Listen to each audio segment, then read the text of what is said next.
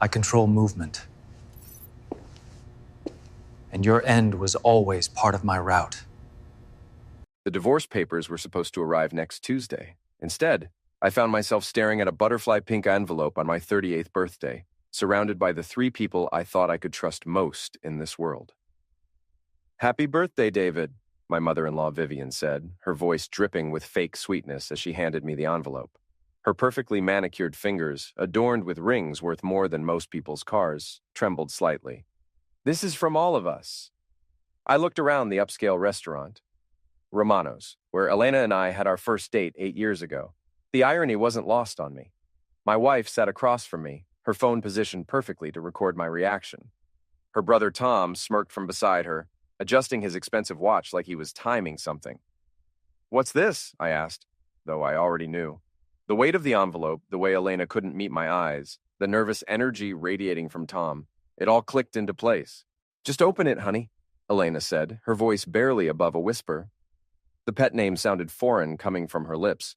When was the last time she'd called me that? 6 months ago? A year? I tore open the envelope with deliberate slowness, my hands steady despite the adrenaline coursing through my veins. Inside were divorce papers, already filled out, with sticky notes marking where I needed to sign. Someone had even highlighted the sections about asset division in yellow. The restaurant buzzed around us, couples laughing, families celebrating, waiters rushing between tables with steaming plates. None of them knew they were witnessing an execution. "Well," Tom leaned forward, unable to contain his excitement. "What do you think?" I set the papers down carefully, reached into my jacket pocket, and pulled out the Mont Blanc pen Elena had given me for our first anniversary. The one she'd said represented our future together. Smooth, elegant, and built to last. "Thank you," I said, my voice calm as I signed each page with practiced efficiency. "This is exactly what I needed."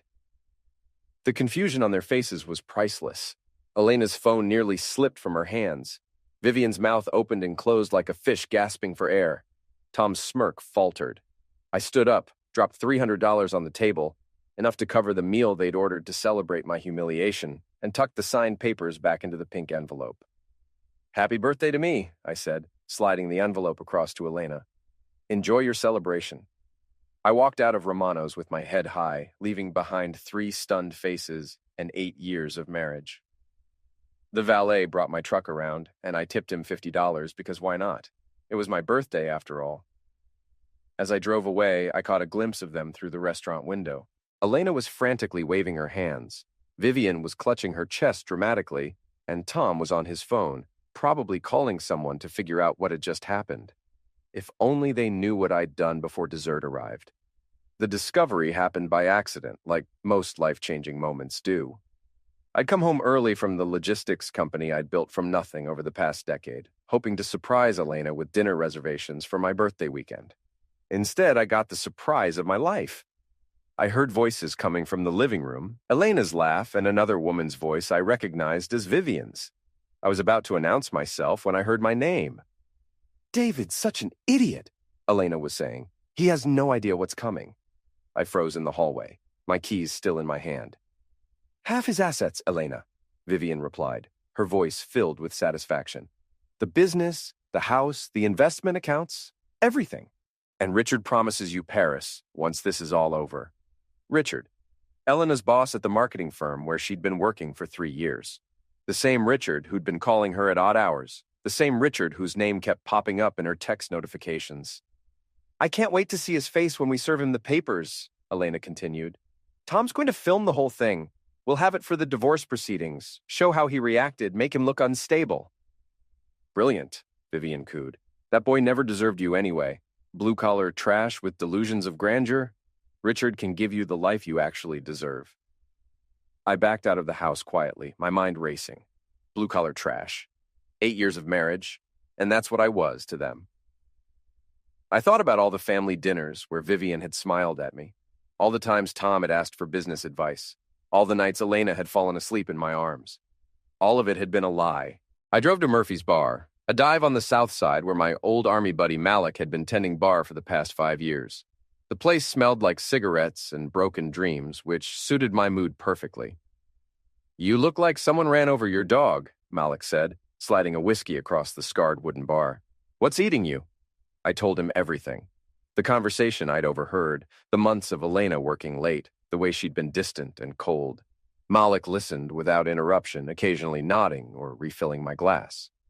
"So what's the play?" he asked when I finished. "I don't know yet," I admitted. "But they want to ambush me on my birthday? They want to film my humiliation? Fine. Let's give them a show they'll never forget." Malik grinned, the same expression he'd worn before we'd raided insurgent compounds in Middle East. "I'm listening. First, I need to know everything. Who's this Richard guy? How long has this been going on? What exactly are they planning?" "I know a guy," Malik said. "Private investigator owes me a favor. Give me 24 hours. The next morning, Malik called with information that made my skin crawl and my resolve crystallize. Richard Morrison, 45, married with 2 kids, senior partner at Morrison and Associates Marketing. He'd been having an affair with Elena for 8 months. They'd been to hotels, weekend getaways, and had even booked a trip to Paris for the week after my birthday, complete with reservations at some exclusive adult resort. But the real kicker? Richard was already married to a high-powered divorce attorney named Catherine Morrison. The same Catherine Morrison who'd made headlines last year for taking a cheating tech CEO to the cleaners in what the newspapers called the divorce of the decade. "There's more," Malik said. "Your mother-in-law has been feeding them information about your business. Bank statements, investment accounts, property deeds. She's been photographing everything when she visits." "How's that possible?" "Turns out Tom works for a private investigation firm. Not a very good one, but they know how to dig up financial information. They've been building a case against you for months." I felt something cold and hard settle in my chest. They hadn't just planned to divorce me, they'd planned to destroy me. "What do you want to do?" Malik asked. "I want to disappear," I said, "legally, financially, completely, and then I want to watch their world burn." I spent the next 36 hours restructuring my entire life.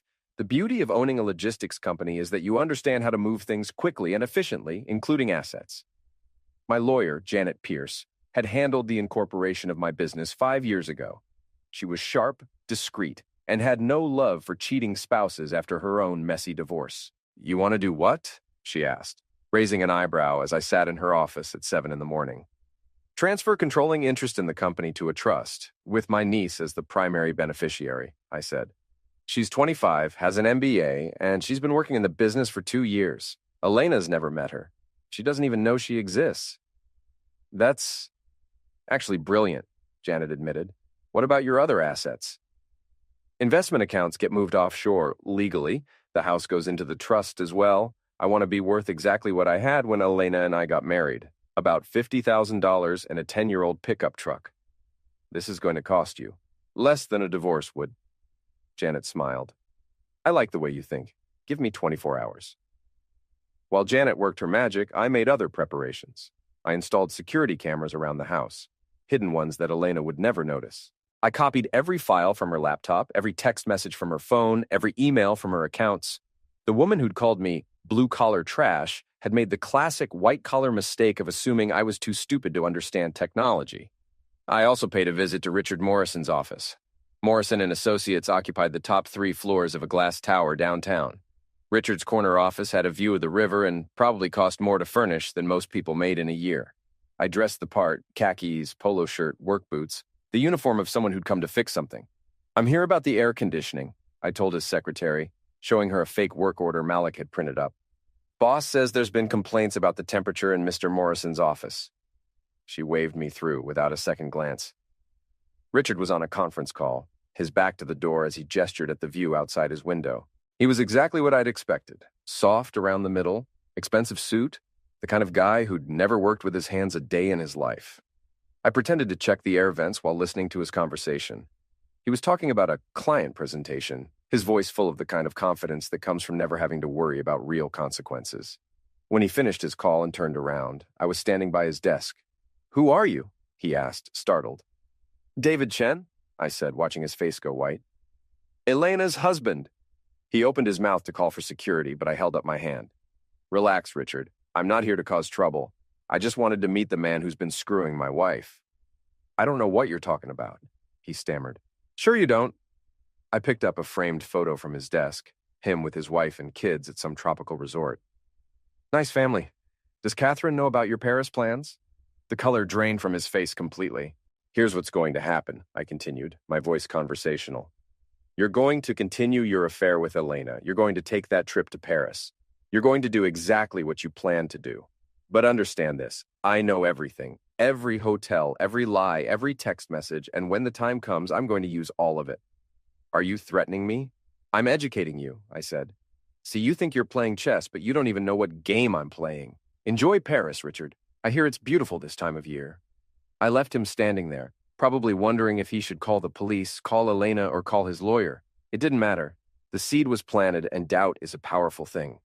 That evening, I came home to find Elena cooking dinner, something she hadn't done in months. She was humming, actually humming, as she moved around the kitchen. You're in a good mood, I observed. Just happy, she said, kissing my cheek. Work's been going really well lately. I'll bet it has, I thought. By the way, she continued, I thought we could go to Romano's for your birthday.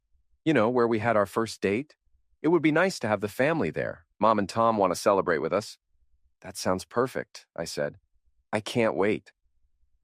The morning after my birthday dinner, I woke up to 17 missed calls and 43 text messages.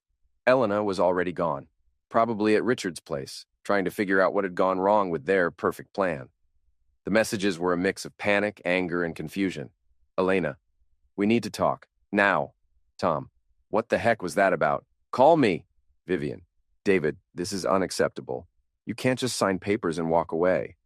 Elena again, you're being childish. We can work this out. And then around 3 a.m, I know you're getting these messages. Stop ignoring me.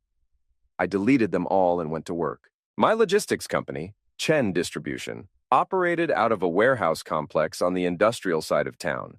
47 employees, contracts with major retailers across the Midwest, and a reputation for getting things where they needed to go on time and intact. My assistant Maria looked surprised when I walked in at 7:30. You're early for a birthday boy, she said. How was dinner last night? Enlightening, I replied.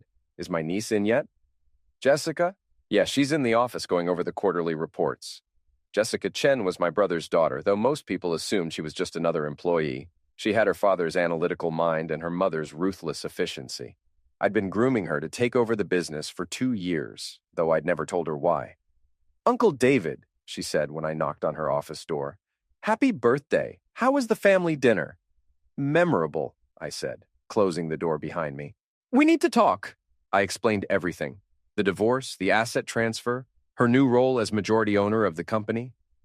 Jessica listened without interruption, her expression growing more serious with each detail. So Elena never knew about me? She asked finally. I kept my family separate from hers, I admitted. Your aunt always thought my side of the family was beneath her standards. And now I own 60% of a multi-million-dollar logistics company. Now you own 60% of a multi-million-dollar logistics company, I confirmed. Think you can handle it? Jessica smiled, the same predatory expression I'd seen on her face when she'd negotiated our last major contract. What do you need me to do? For now, nothing. Run the business like you have been. But if Elena or anyone from her family shows up here, you don't know me as anything other than an employee. What about when they find out about the asset transfers? That's when things get interesting. Around noon, Elena showed up at the warehouse. I watched through the security cameras as she marched through the loading dock in her designer heels and business suit, completely out of place among the forklifts and shipping containers.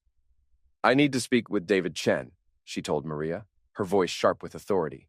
He's in a meeting, Maria replied calmly. Can I take a message? I'm his wife. Get him now. I'll see if he's available. Maria buzzed my office, and I told her to send Elena back. I wanted this conversation to happen where I had complete control.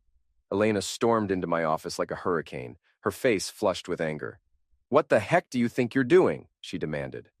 Working, I said, not looking up from my computer.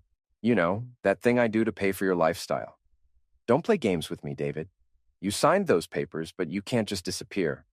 We have assets to divide, arrangements to make. What assets? I asked innocently. The house, the business, your investment accounts. What about them? Elena stared at me like I'd grown a second head. They need to be divided according to the divorce settlement. I read the papers, I said. You get half of everything I owned when we got married. Congratulations. You're now entitled to $25,000 and half of a 10-year-old pickup truck. That's not what... She stopped, her face going pale. What did you do? I adapted, I said. You see, when someone spends 8 months planning to destroy your life, you have two choices. You can be a victim, or you can be smarter than they are. Elena's hands were shaking now. The house belongs to a family trust. Your business, I'm just an employee now. The investment accounts, what investment accounts? She sank into the chair across from my desk, the reality of the situation finally hitting her. You can't do this, she whispered. I already did, I said. But don't worry, you and Richard will have a wonderful time in Paris. I hear the weather's perfect this time of year. The mention of Richard's name hit her like a physical blow. How did you know about your affair? Elena, I've known for months. The late nights, the secret phone calls, the way you started caring about your appearance again. Did you really think I was that stupid? Tears started streaming down her face, but I felt nothing. No sympathy, no regret, no love, just cold satisfaction. We can fix this, she said desperately. I'll end things with Richard. We can go to counseling, work things out. No, I said simply. We can't. You made your choice 8 months ago. You just didn't expect me to make mine. David, please. The papers are signed, Elena. You got exactly what you asked for. Now get out of my office. She left, sobbing, her carefully planned ambush having backfired spectacularly. Through the security cameras, I watched her sit in her car for 20 minutes, probably calling Richard, probably calling her mother, probably trying to figure out how everything had gone so wrong. But I wasn't done. Not even close. Over the next week, I watched Elena's world begin to collapse with the same detached interest I'd once reserved for tracking shipments across the country. The first crack appeared when she tried to access our joint savings account and discovered it had been closed. Then she found out the house was no longer in our names. Then her credit cards, the ones tied to my accounts, were declined at her favorite boutique. Malik kept me updated on her movements through his network of bartenders, servers, and other service industry workers who formed the invisible intelligence network of any city. She's been at Morrison's office every day this week, he reported over drinks at Murphy's. My guy at the coffee shop across the street says she looks like heck. Richard's not taking her calls. Smart man, I said. He knows his wife could destroy him in a divorce. Speaking of which, Catherine Morrison's been asking questions about her husband's travel plans. I smiled. Has she now? Word is, she hired a private investigator last month. Apparently, Richard's not as careful as he thinks he is. The second crack came when Tom showed up at the warehouse, demanding to speak with me.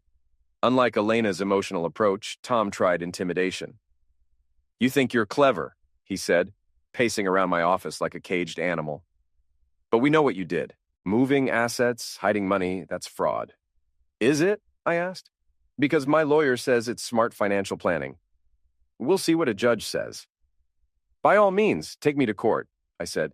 I'm sure a judge will be very interested in hearing about how you and your family conspired to ambush me with divorce papers on my birthday, how you planned to film my reaction for use in legal proceedings, how your mother committed identity theft to access my financial information. Tom's face went white. I have recordings, Tom. Video, audio, documentation of everything. You want to play in court? Let's play. He left without another word. The third crack was the biggest one. Catherine Morrison filed for divorce from Richard, citing adultery and demanding an emergency injunction to freeze all of his assets. The local business journal ran the story on their front page, complete with photos of Richard and Elena leaving a downtown hotel. Elena called me that night, hysterical. They fired me, she sobbed into the phone. The company fired me. They said I was a liability. I'm sorry to hear that, I said, though I wasn't sorry at all. Richard won't return my calls. His wife is threatening to sue me for alienation of affection. David, I need help. You need a lawyer, I said. A good one. They're expensive, though.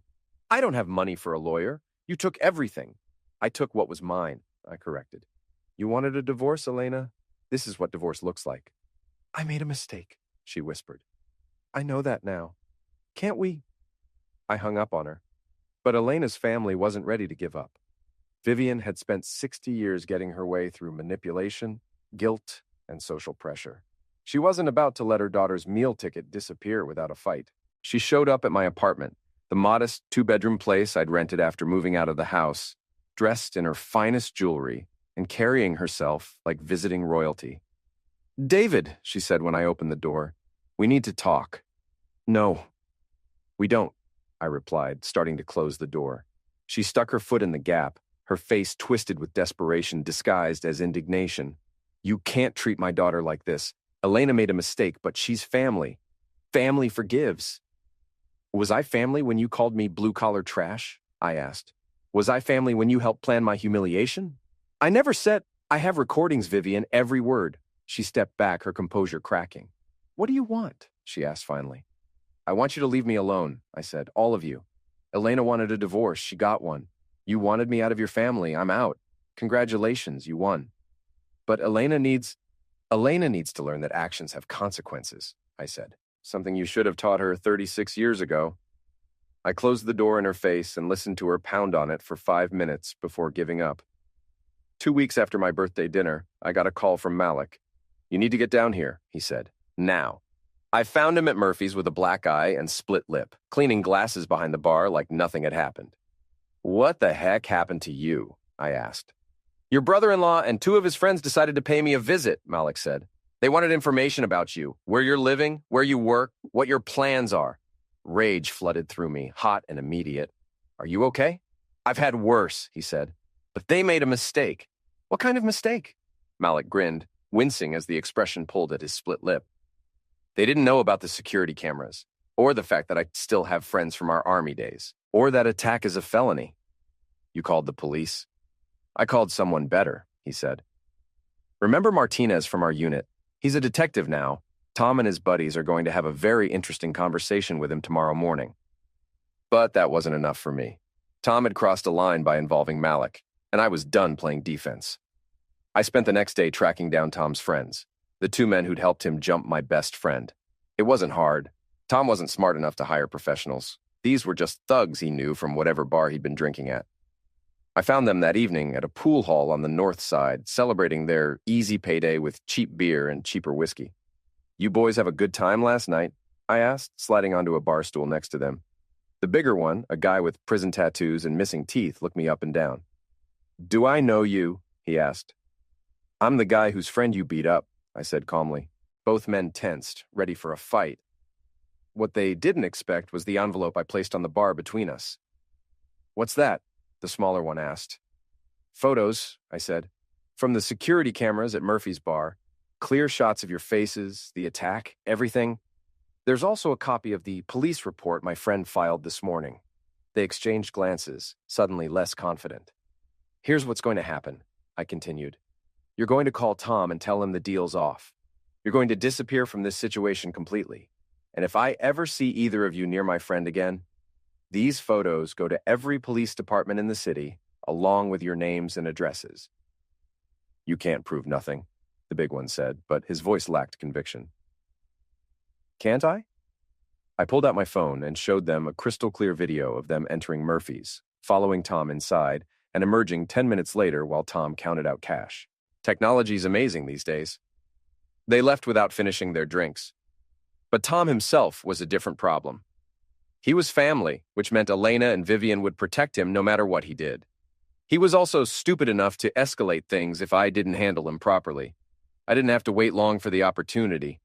Tom showed up at my apartment building 2 nights later, drunk and belligerent, shouting in the parking lot about what he was going to do to me.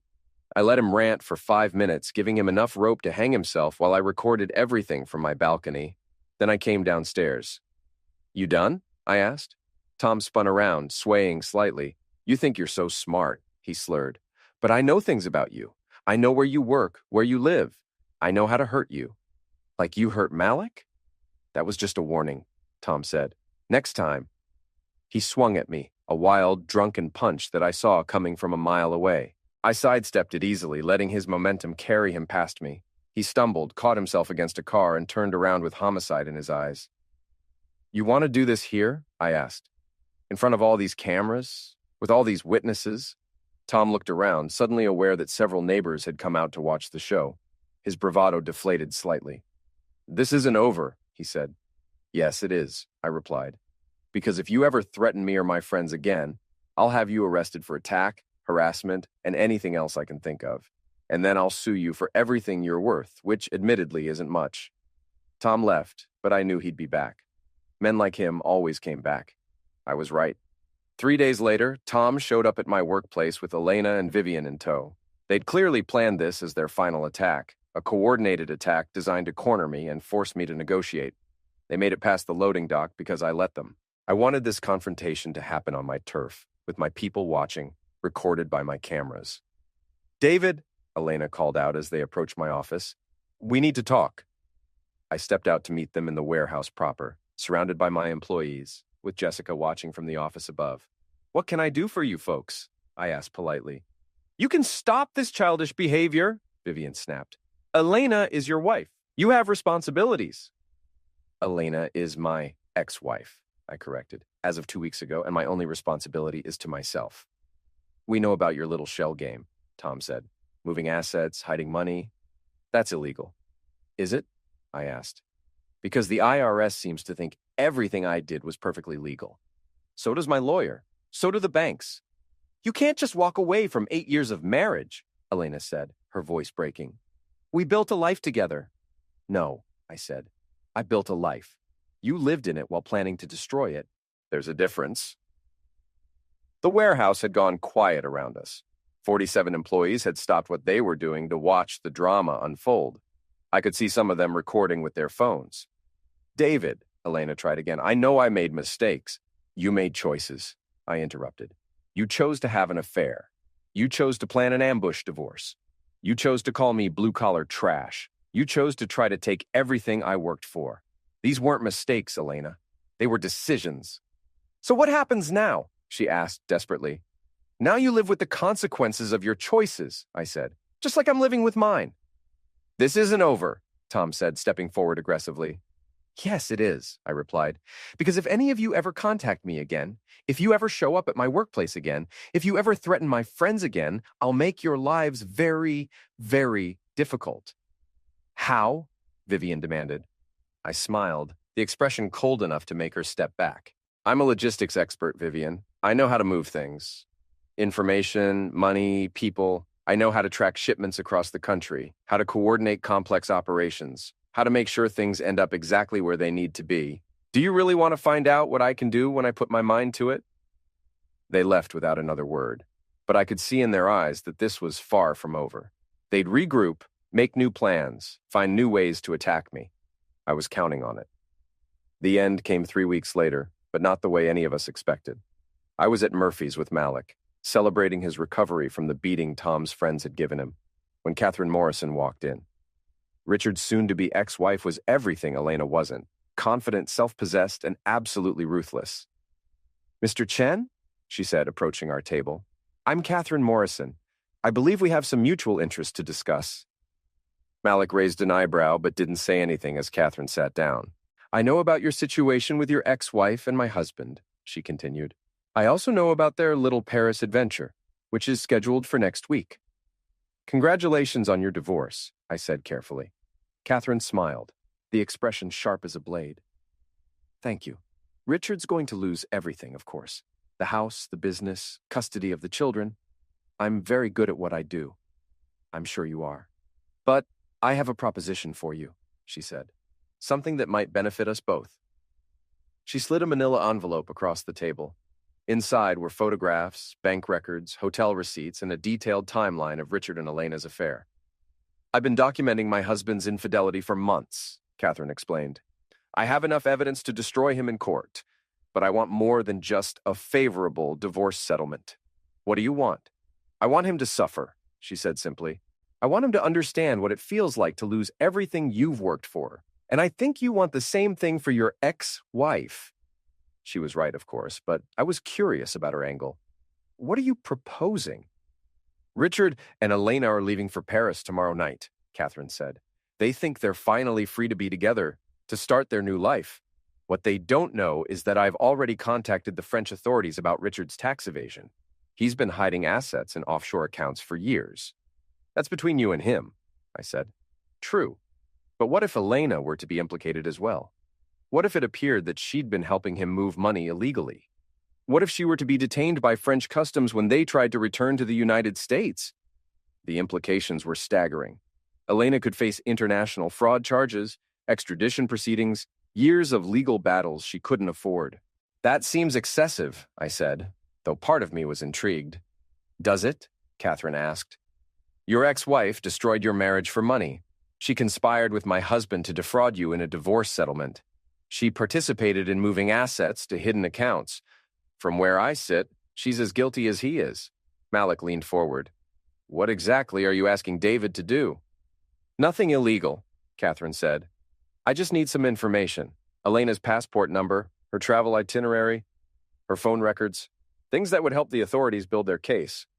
I don't have access to that information, I lied. Catherine smiled. Of course you don't. But if you did, and if you were to share it with the appropriate authorities, Elena might find herself in a very difficult situation, one that would make your little asset protection scheme look like child's play. She stood up, leaving the envelope on the table. Think about it, Mr. Chen.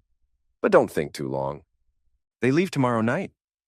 After she left, Malik and I sat in silence for several minutes. That woman is scary, he said finally. She's also right, I admitted. Elena did participate in Richard's schemes. She did try to defraud me. She did choose to destroy our marriage for money. So what are you going to do?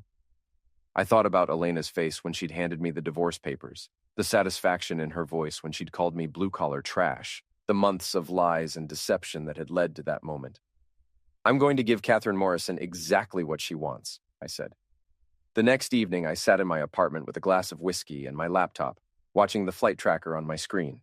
Air France Flight 447 to Charles de Gaulle Airport had just taken off from O'Hare, carrying Elena and Richard toward what they thought was their new beginning.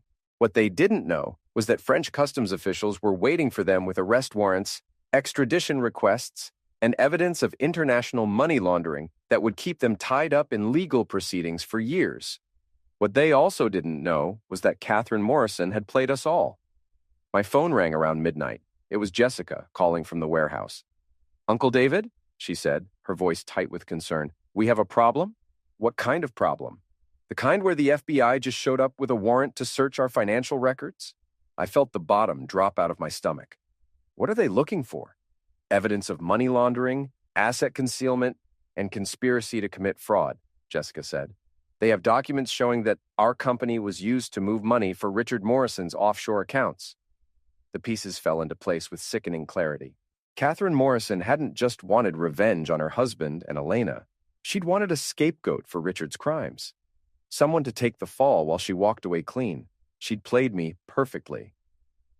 Uncle David? Jessica's voice was small and scared. What do we do? I looked out my apartment window at the city lights, thinking about Elena and Richard sitting in a French jail cell, probably blaming each other for their situation. Thinking about Tom and Vivian, who would soon discover that their daughter was facing international criminal charges.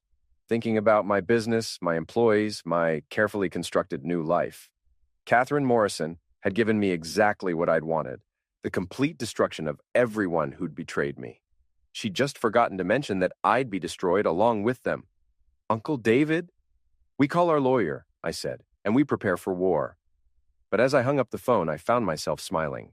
Elena had wanted to see what I looked like when I was truly angry, when I had nothing left to lose. She was about to find out.